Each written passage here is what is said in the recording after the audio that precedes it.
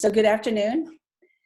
Again, my name is Jackie Nardone. I'm the Director of the Grief Support and Pediatric Services with Treasure Coast Hospice. And I have my team here, which I'll introduce in a minute.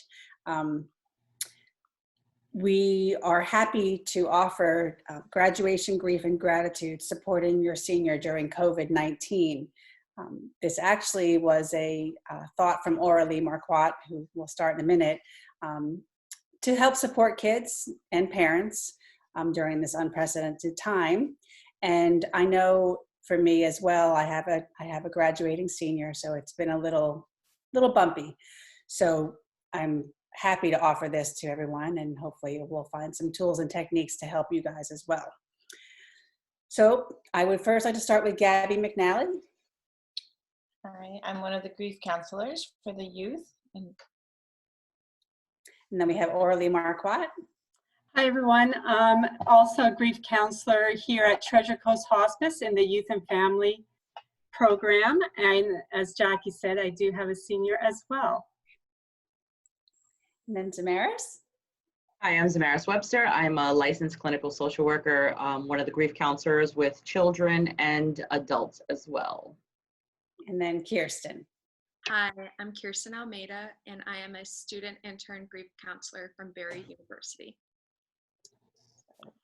With that, just a few housekeeping. I think we have muted everyone at this point. So if you have any questions or thoughts, please feel free to add it to the chat section of the presentation, and we will answer those at the end if we haven't gotten to it during the presentation.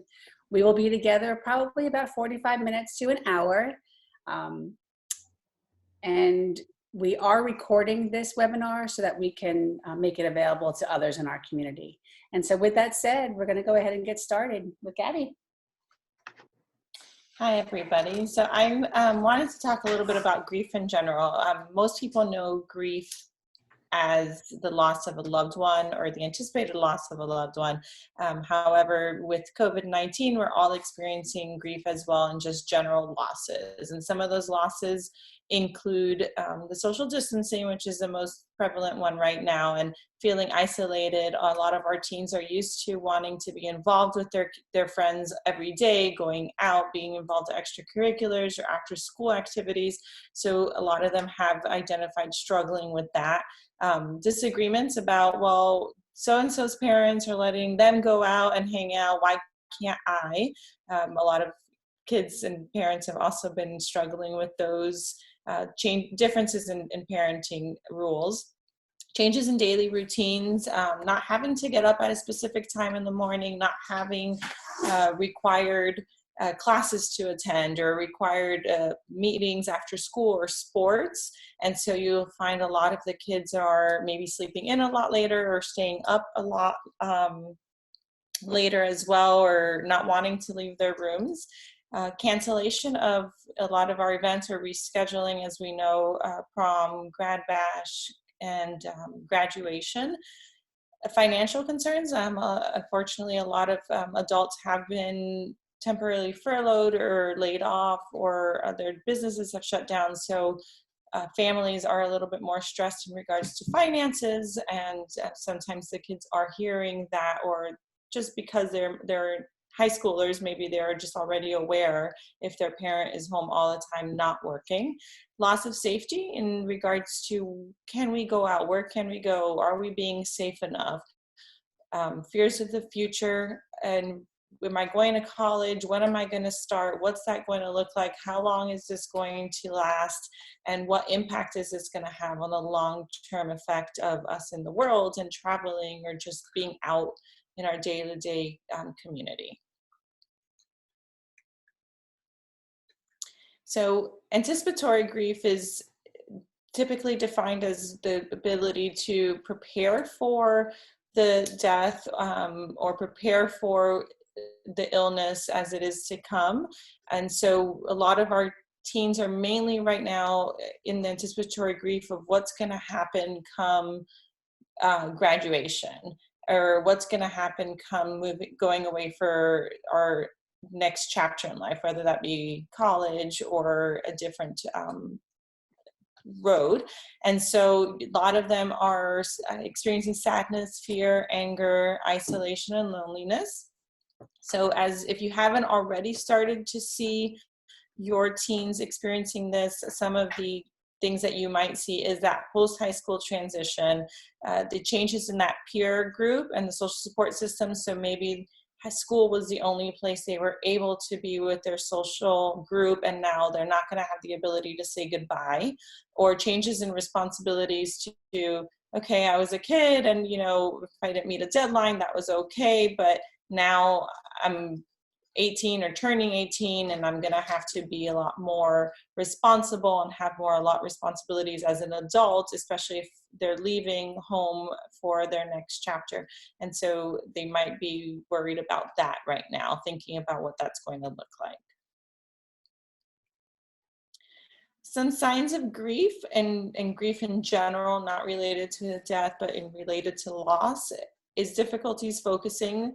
I think at this point, a lot of our seniors are done with school or are about to finish. And so they may have been putting off a lot of their assignments or not wanting to do them because it's just difficult to sit in front of the computer and complete these assignments. Changes in sleep, like I mentioned earlier, a lot of them are now going to sleep way past what they used to after 11 p.m., sometimes 2, 3, 4 o'clock in the morning, and so therefore they're sleeping a lot more throughout the day. So a lot of times parents are struggling with, well, should I let them sleep? Should they not be sleeping? Anger and irritability, and not wanting to maybe discuss the things that are going on, or tired of being at home, and so they're frustrated about not having any other outlets. Somatic complaints, whether or not because maybe they're nervous or they're fearful, they might be having headaches or upset stomach. Fatigue or low energy, a lot of them have lost their extracurriculars or their sports, and so they're sitting around all day. Maybe they're locked in their room or it's dark, and so they're experiencing a lot of low energy. I don't want to do that, or I'm tired. And we're, as parents, well, what are you tired from? You've been sleeping all day. Changes in appetite, either eating a lot more or forgetting to eat meals because they're not on that structure and routine where they have to have breakfast before school, or they have to go to lunch while they're at school. Not wanting to talk about how they truly feel about everything that's happening, or about their worries or their stresses as they move forward. Changes in social interactions. Our kids love to be on social media. They love to be with their friends. And so we're either seeing them a lot more into their social media to talk to their friends since they're not seeing them in school, or they are so tired of being on their social media with their friends that now they're ignoring their friends, and their friends are worried about what is going on with them. And then self-esteem, when you're not engaged and feeling like you have a purpose in what your daily routine is, and those sports to keep you physically active. A lot of times we start having lower self-esteem or lower self-worth, and not being able to engage in things that make us feel good, or even getting dressed up or feeling accomplished by going and doing something outside of the house can affect our self-esteem. Now I'm going to pass you to Orly, who's going to talk to you about supporting your seniors through CARES. Okay, thank you, Gabby. So when we think about supporting our seniors, we kind of came up with the idea of CARES. Sorry, I'm just making sure that I can be seen here. Okay, good. So when we think of supporting our seniors, we want to connect to them, acknowledge and assess, reassure, expectations, and self-care. So I'm going to go through each of those points and kind of discuss what that looks like while supporting our seniors. So first, connect. Connecting is just checking in with your senior. So if you observe the changes in behaviors or the physical signs of stress and grief that Gabby talked about, that's when you want to really check in. Our kids, when they're under stress, teens especially, sometimes do not have the capacity to really think about others outside of themselves. And they may be hyper-focused at this time on their own needs. So you will see lower tolerance for stressful situations, increased times of being needy and more demanding. And you may even see that they're disinterested and kind of off in their own world. And because of all this, tensions in the house can arise a lot quicker. So you want, when you see this happening, it's time to kind of check in with your teen and be patient with them and with yourself. During times of stress, we will not likely be at all at our best. Acknowledge that and give yourself some grace in those moments. So at that point, when you acknowledge it, then you acknowledge and assess. Acknowledge the feelings that you're observing and that you're hearing from your student without judgment. So as Gabby said, the teens will have a wide range of feelings, and our seniors, you know, will kind of go through all the different feelings of grief through this period of time. And it can vary from day to day or from moment to moment. And it helps for them to be able to label those feelings and just be able to acknowledge those feelings for them and, you know, start addressing their concerns. And to do that, it's important to kind of gather the information from your child. A lot of times we like to make assumptions of what might be stressing them out or why they might be in this mood or showing more anger or sadness. But when we do that, when we make those assumptions, we're coming from our own perspectives. So really we want to start a conversation to kind of have them be able to identify what is going on with them so that we can help them effectively. And so it's really important to let their questions and concerns during that conversation guide the rest of the conversation. And then, you know, just be available to them during the conversation or afterwards. Be prepared that they will not want to talk to you at the moment that you want to talk to them. And I know as a parent, this can be hard and frustrating because all you want to do is help. But sometimes that help looks like allowing them to have the space they need while letting them know that you are still there and you're available to them. And I just want to make sure that you know that this doesn't mean that they might not be processing their feelings or talking about it. Oftentimes, teenagers and older teens especially will go to their peers for support. And in this case, their peers are the ones who really get it. Other seniors are the only ones who really understand what it's like to be a senior during COVID-19 and social distancing. So after you check in with them and kind of figure out where they're at, you can start providing reassurance. But what does reassurance really look like and how do we do it? Well, first of all, it's about being honest. Our children can really sense when we're not being genuine. Gabby had mentioned before that right now there's a lot of financial concerns, and we hear that through the media and through different outlets. So if there is a financial concern, for instance, you know, it's important to be honest and provide appropriate reassurance in that moment and not false reassurance. So address that moment by saying something like, with all that's going on, we are adjusting our spending to make sure we have our living expenses covered. Don't just kind of put off like, oh, we'll be fine, we'll be fine. Just provide that reassurance by telling them what you are doing to kind of address that worry. And avoid using fearful statements like it could be worse. These statements can open up additional wonders about how it could be worse and maybe add to the worries that aren't necessarily there at that moment. And avoid don'ts. I know it's hard to watch your children be sad and worried or stressed, and we just want to fix it for them. And the innate response often is, well, don't worry. Right now, the uncertainty of this situation, the not knowing, does cause worry. So instead of saying, don't worry, just acknowledge it, normalize it, and put it into perspective. By modeling that it's okay to feel uncertain and anxious in these moments, it's really showing them that you are working through those feelings too. And this actually helps them grow. It helps a growth mindset, and it helps them to know that they have the tools within themselves that they will be okay and they have the ability to get through difficult times. And then also through that, offer strategies to help coping. You know your child the best.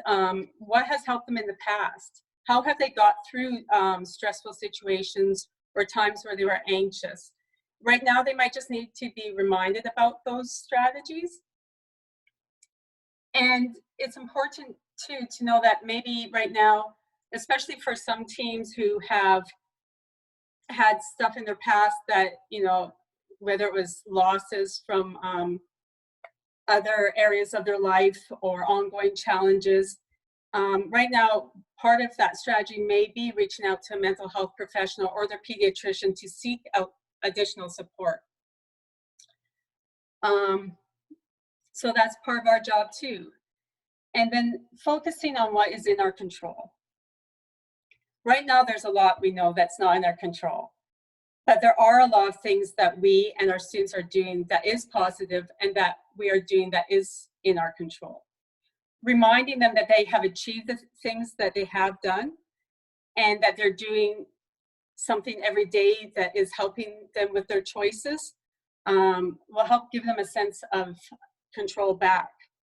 You know, helping others is a great way to feel more in control. I've heard a lot of wonderful stories about how some students are making masks for frontline volunteers or sending cards to assisted living facilities for the residents. Helping others at this moment really provides a sense of agency for people, and it empowers them to help them feel better and control their lives. So, you know, encourage your students to reach out and help others at this time as well. And finally, like that physical comfort, offer those hugs if they want them. There's lots of evidence showing that there's healing power in hugs. So, you know, just be available to be there and offer that physical comfort as well. Expectations. So right now, I think we are trying to be very normal in a very unnormal time. Nothing around us is normal right now. So everyone's social interactions are different. Day-to-day life is different, and recognizing the difficulty of this and adjusting our expectations accordingly is very important in this moment.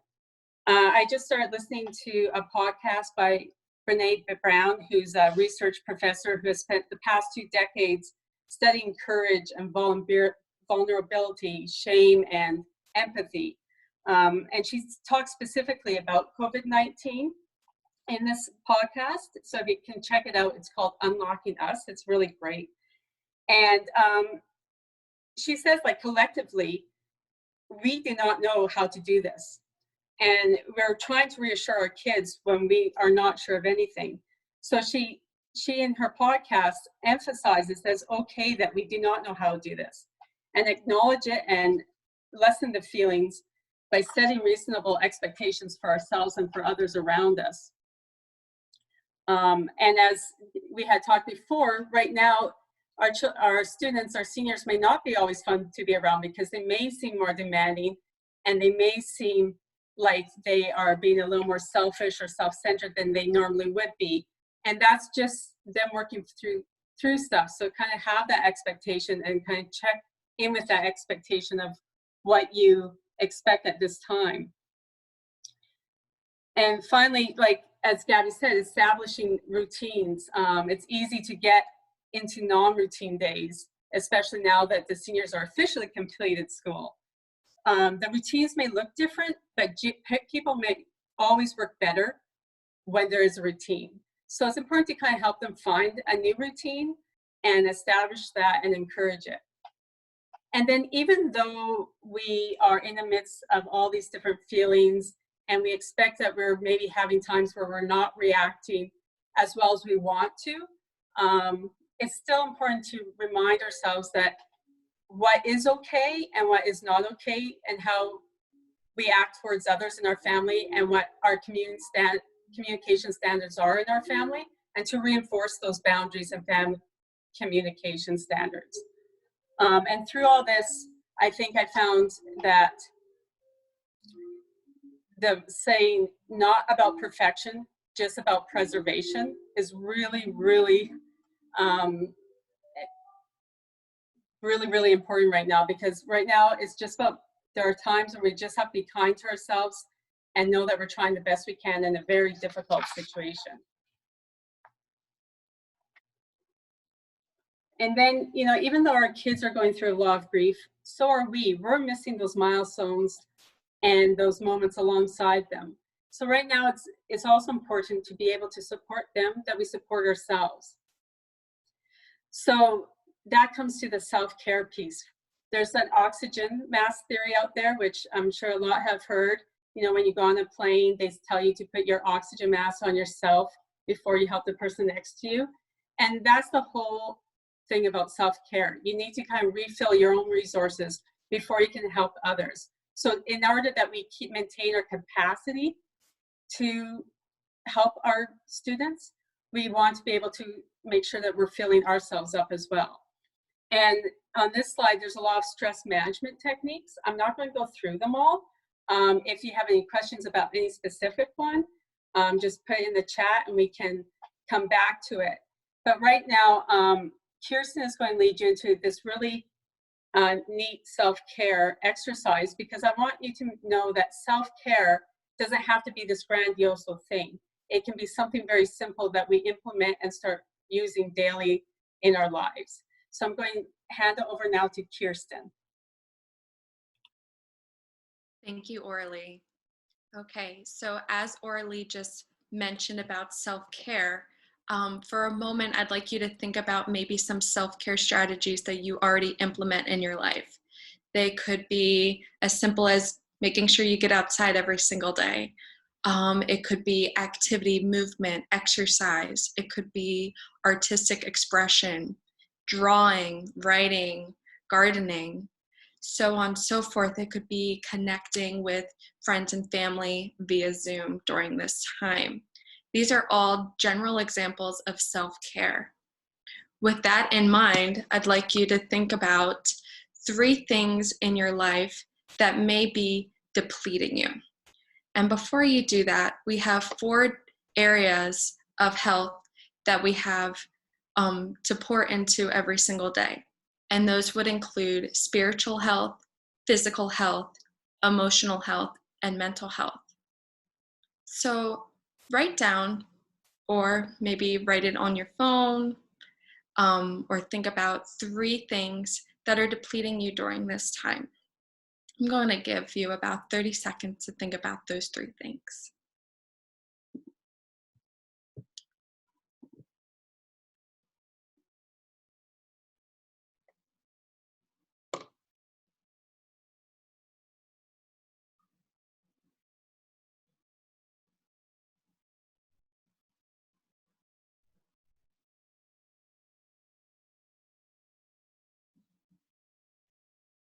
As you consider the 3 things that are depleting you during a time like this, now I'd like you to consider which domains are they affecting. Are they affecting your spiritual health? Are they affecting your physical health? Are they affecting your emotional health? And or are they affecting your mental health? Take inventory of the domains that those 3 things which you find are depleting you are affecting. And now we'll shift gears to 3 things that are restoring you during this time. Those 3 things could be examples of positive self-care. So take 30 seconds once again to write down or think upon 3 things that you find to be restorative for your own health during this time.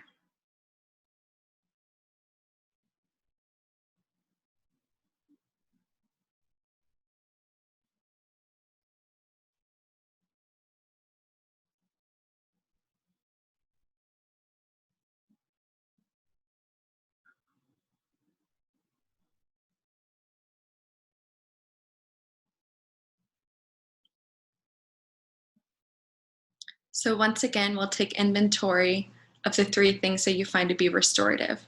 Which domains are they affecting as well? Are they affecting your spiritual health, your physical health, your emotional health, or your mental health? What's most important to remember from this activity is that we need to keep all areas of our health in balance as best as we can. So if you find that the things that are depleting you are mainly depleting your mental or emotional health, and maybe the three things that are restoring you are really being restorative to your physical and spiritual health, try to find other things that might be restorative to your mental and emotional health during this time as well. Try and find that balance with all 4 areas of health. Thank you. We are going to pass it on to Zamaris Webster.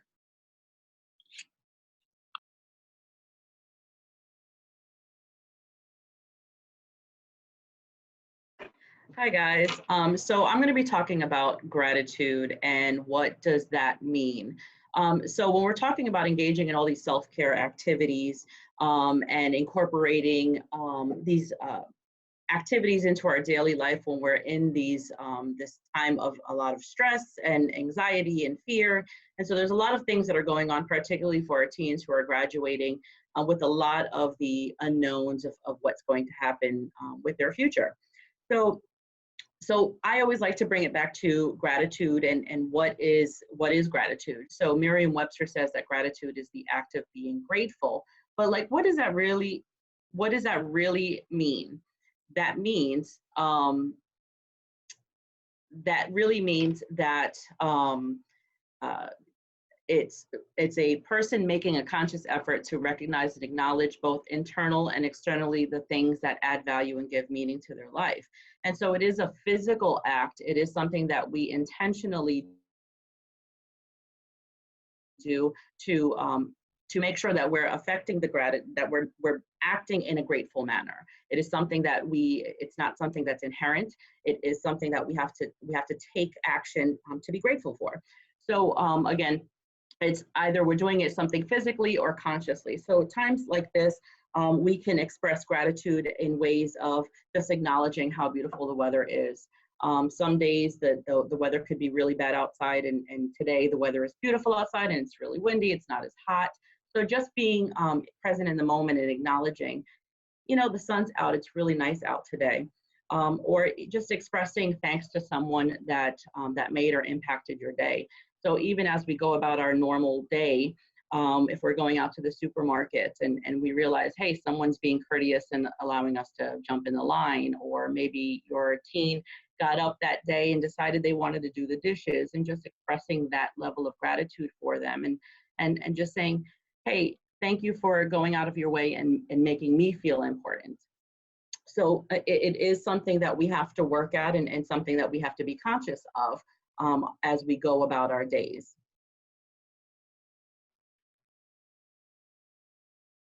So, we talk about what are some of the benefits of gratitude. And so, we talk about self-care and taking care of ourselves and the oxygen mask. But what happens when we actually incorporate gratitude into our daily lives? And so a lot of things happen. So it could increase our happiness and optimism. I mean, if you think about it, we're going about and saying thank you or expressing our gratitude or appreciation for other people in our lives. We just naturally change our outlook. It changes a lot of our negative thinking and not necessarily always focusing on the things that we lack in life, but also it opens us up for recognizing the things that we do have in life, and changes our outlook into a little bit more optimistic. It helps reduces our stress response and risks of depression. In times like this, when there are a lot of things that we are lacking, right now our teens are not having the ability to walk across the stage. For some of our students, they're missing out on prom, they're missing out on a lot of those very important milestones that a lot of us have experienced. And so how do we get to a place to where we take those experiences and don't become highly anxious or go into depression? So even just being being grateful of, I may not be able to walk across the stage, but at least I'm able to have this experience. It's not just me, it's everyone else. And maybe we can connect with people or be creative on how we're experiencing our graduation or our proms. It just helps reduce the risks of our depression and not being stuck in where we're at right now. It also helps with improving the feelings of self-esteem. So just feeling good about ourselves and you know, changing our outlook and saying the weather's beautiful and I'm going to go take a walk today, it does make us feel a lot better, especially when we're giving out gratitude and we receive it in return. It does help boost our self-esteem. If you think about this conversation that you're having with your teens or with your other family members, and we're all kind of confined into our houses right now, little things like that does go a long way. It does help strengthen a lot of those core relationships in our home. So if we're at home and we're sitting there with our teen who's probably going to be going off to college, hopefully in the fall, it gives you a beautiful opportunity to reconnect with those relationships and strengthen them, so they realize that they can turn to you and when they're under a lot of stress. And the same thing for yourself, and you can foster lines of communication better with your family. So it does help with strengthening relationships. And then of course it helps with improving your physical health and sleep. You know, when we are in a much better emotional, spiritual, physical state, like Kirsten mentioned, it does help to sleep a whole lot better. And so when we sleep a lot better, we're taking care of ourselves a little bit better, we're eating a little bit better, and our general attitude does change to more of a positive one. So then we're talking about, you know, how do we actually incorporate gratitude into our daily lives? And so I just jotted down a couple of things that we can do to incorporate gratitude into our life and really have it become an action. So I love to journal. So I journal on a daily basis. Sometimes it's just in the morning, sometimes it's in the evening, sometimes it's throughout the day. It doesn't have to be this long drawn out thing. Sometimes it's just, you know, this morning I was grateful because my son got up early and made me coffee. Even little things like that can change my outlook on how my day is going. And so just jotting that down. So meditation and praying. I know for some people, meditation can be really difficult because we have a lot of racing thoughts, especially if we're under a lot of stress or we're experiencing a lot of anxiety. So, so meditation can sometimes feel very overwhelming. There's a lot of apps out there that are promoting meditation. So things like Calm, there's a lot of other apps that will provide, or YouTube that will do a meditation videos for 1 or 2 or 3 minutes. Usually it's something that we have to build and practice to be a lot more comfortable in engaging those meditative practices for 30 minutes. But meditation doesn't always have to be just listening to calming music or someone guiding you through a meditation. It could be just sitting in the car and listening to your favorite song. You are clearing your mind and just allowing space for whatever is going on in your life to just kind of bring down your stress level and just be present in the moment. It's the same thing for praying. If you practice the faith, you know, praying or engage in an active prayer and is very similar to meditation. It's, I'm going to make a cognizant effort to say, I am grateful for, or thank you, God, for X, Y, and Z, if that's what you practice. And so those things are very important things to incorporate into your everyday life as well. Even simple things as writing thank you notes. Right now, Hallmark is giving out 3 thank you cards to any person who writes on their website and requests some. I mean, I think they're showing how important it is to just be grateful and express gratitude for people who have impacted you. It could be the young guy who's just bagging your groceries at the supermarket.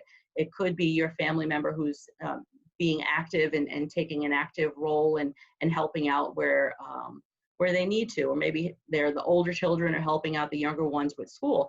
So, you know, you think about back in the olden day where we all used to write notes and send cards.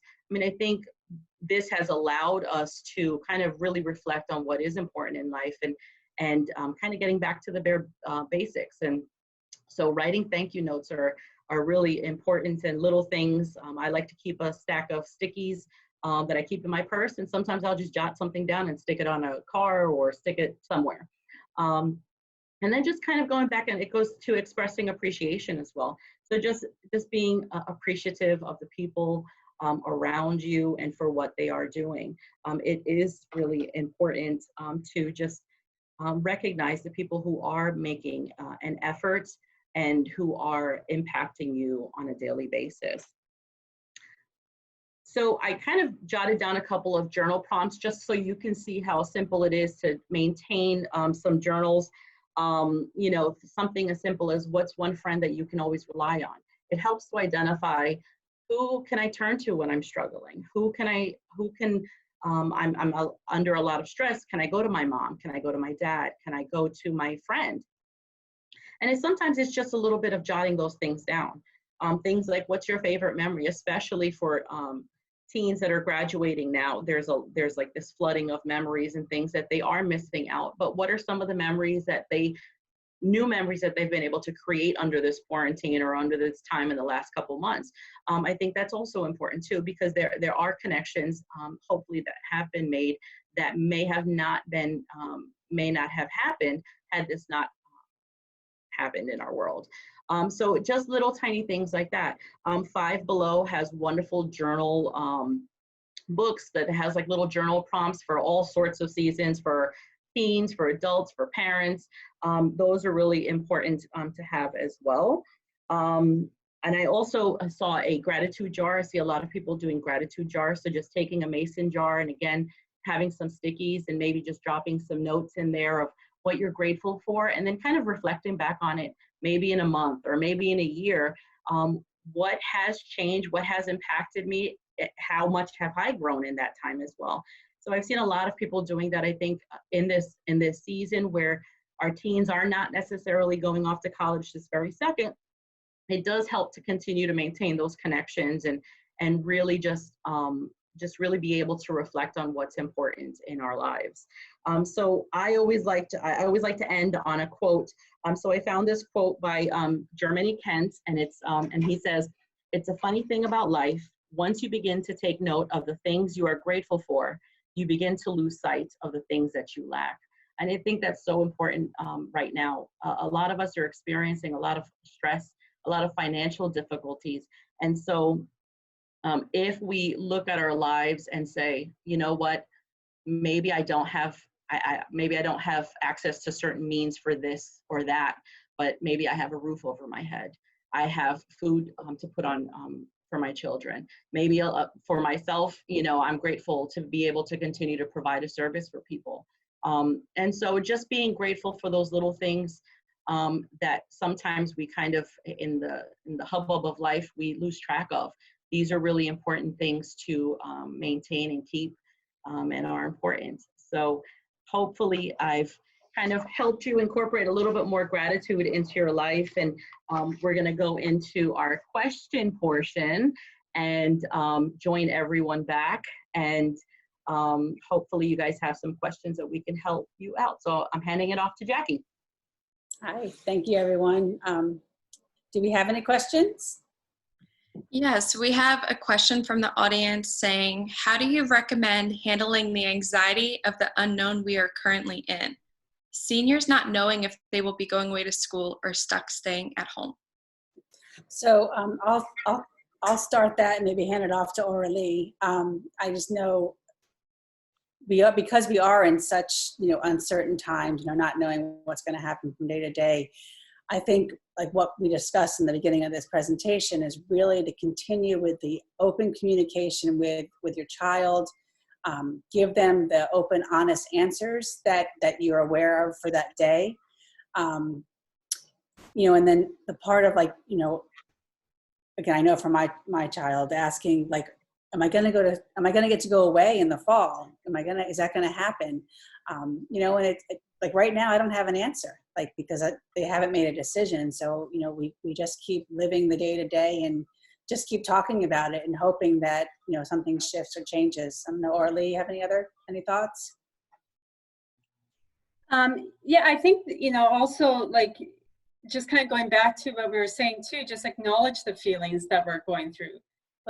This time of uncertainty, it doesn't feel good. You feel wobbly in it, and that's okay. And to let the kids know it's okay to feel that way, and what can we do to help ourselves? And as for the school thing, there are some practical tasks that we can keep up with, like whether we don't have any control over the decisions that the universities make right now, but we do have ways to kind of find the answers to some of those questions through the universities. So, you know, whether it's like modeling, how do you advocate for yourself with your child? Like, let's get on the phone and see if there is an answer right now, and just modeling that with them, and helping with some of those concrete practical things that they might have questions for, where there may be answers and we're just not sure where to look for them. So I think this is a really good opportunity to kind of reframe our thoughts and think about what growth can we have in this time, and how can we use this time to maybe gain new skills that we maybe haven't really thought about or have had to really time to hone in on. Maris, Kirsten, Gabby, do you have any other thoughts? I don't think we have any other questions. I know it was answered on the chat, that yes, it will be available on our webpage as well as Facebook, but I don't know if anybody else has any thoughts or comments they want to add. Okay, so it's been our pleasure to offer this to everyone. Like I said, it will be available for future use. And if something comes to mind and you have a question later, you know, please feel free to visit our website and ask the question. We have a live chat on there. You can ask any question. And then just to remind everybody in the community that if you are struggling with any kind of anticipated or death of a loved one, that our grief support program remains available to you for counseling, individual and group. We have an extensive grief support program for children, adults, families. And then of course, we also have our hospice program if that's where you are in your journey.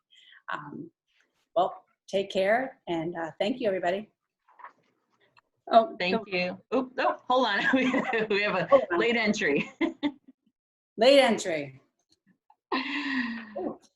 Here's the website address. I know we were asked what the website address is. So it's www.treasurehealth.org. Mm-hmm. All right. Thank you. The presentation will be available shortly. I don't know when. It may not be available until maybe the beginning of next week, but it will be on for sure. Thank you. Thank you. Thank you.